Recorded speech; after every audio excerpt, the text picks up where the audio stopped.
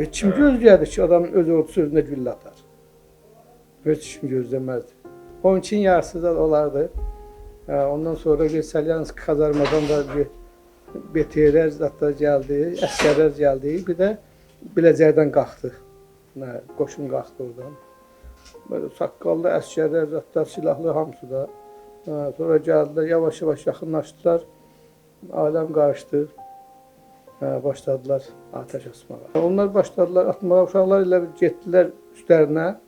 Tutaşdılar elələrə, bir yüksək avtomat almaq istəyirdi bizim uşaqlardan. Qaşarızları uşaqlar var idilər, sağlam. Ondan sonra komanda gəldi, nə olsa atdılar. 16 mərtəbənin üstündə orada adamlar vardı. Elə belə boş əllə orada.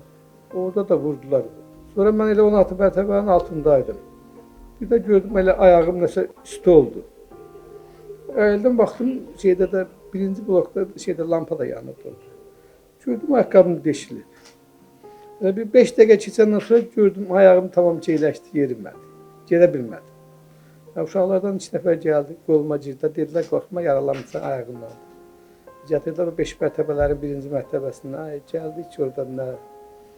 Cəmaat ölən, yaralanan, can verən, millət hamı da evdə, nə, praisində, adyal, madyal çıxardır, bacardığını kömək eləyir də.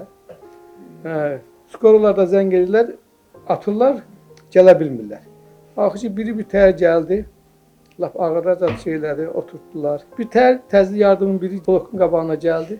Uşaqlar kömək elədilər, yığdılar. İndi ölən də var idi, gözümün qabağında olmuşdu bütün hadisələr. Getdi Respublika xəstəxanasına, getdi orada da ki, koridorlara bax, düzüblər cəmaatı yan-yana, həkimlər oradan qışqırır, medsestralar qışqırır, əməliyyat edirlər.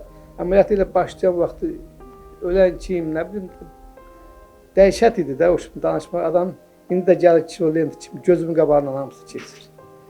Allah günləri bir də göstərməsin xalqımıza, millətimizə. Bizim qonşu İlham Fərizə, bilirsiniz də, qonşu, bizim qonşu, İlham da, Fərizə də, bizim qonşuydular. Biz onların qapısının ardından keçib mikrorayona gəlirdik.